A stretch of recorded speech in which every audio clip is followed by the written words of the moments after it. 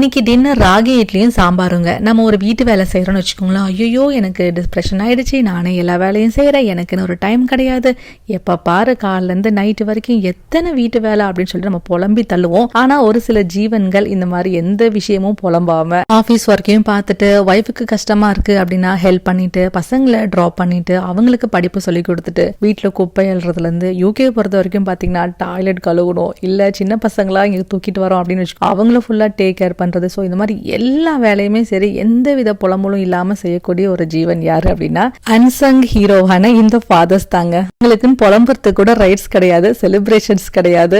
ஆனா அதெல்லாம் எனக்கு எதுக்குடா, என்னோட ஃபேமிலிக்காக நான் இதெல்லாம் செய்யறேன் அப்படின்னு சொல்லிட்டு அவங்க பாட்டுக்கு அவங்க வேலையை செஞ்சுக்கிட்டு தான் இருப்பாங்க. இருக்கிறவங்களால வீக்கெண்ட் வருது, இல்ல ஆபீஸ் விட்டு வந்ததும் ஃப்ரெண்ட்ஸ் கூட எல்லாம் போறேன், அந்த மாதிரி எல்லாம் சீன்லாம் இங்க நடக்காதுன்னு வச்சுக்கோங்களேன். வாய்ப்பு இல்ல ராஜா, நம்ம மூஞ்சியை தான் பார்க்கணும். வேற எல்லாத்தையும் சகிச்சுட்டு சாக்ரிஃபைஸ் பண்ற இந்த அன்சங் ஹீரோஸ்க்கு ஃபாதர்ஸ் டே வாழ்த்துக்கள்.